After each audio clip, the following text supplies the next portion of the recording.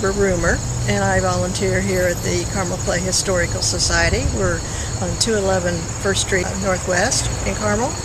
The depot behind me was originally placed up near the tracks, which has turned into the trail.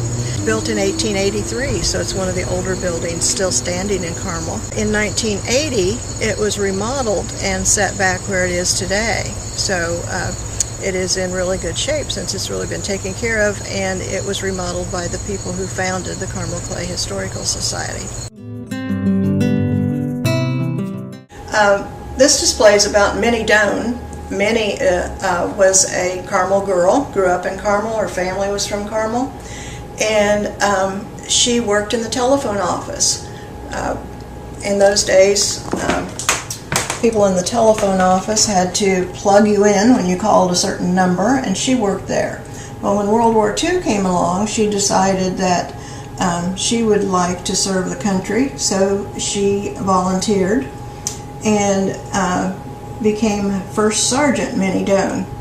She had a rather interesting career in the military, and she happened to be in the right place at the right time when MacArthur called for additional troops in the South Pacific and around Australia. He needed additional troops, so instead of sending more men, they freed up all of the men that were office-type workers and sent women in. And Minnie was one of the first women on foreign soil as a military officer. She worked with MacArthur and had many fond memories of those days. All of these pieces that you are seeing were from Minnie's collection of materials that were donated to the museum. And we recently had a college student, a summer intern, go through her items, and we had over 1,000 items that belonged to Minnie Doane, from pictures to awards to private materials.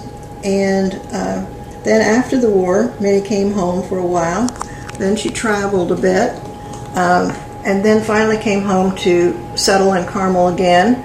And in her last years, she worked for the city a lot, and the gazebo where we have concerts and so forth now close to the city building is actually named after Minnie Doane. She took part in the ceremony when the city building was opened, and was just a well-known good citizen and volunteer in Carmel.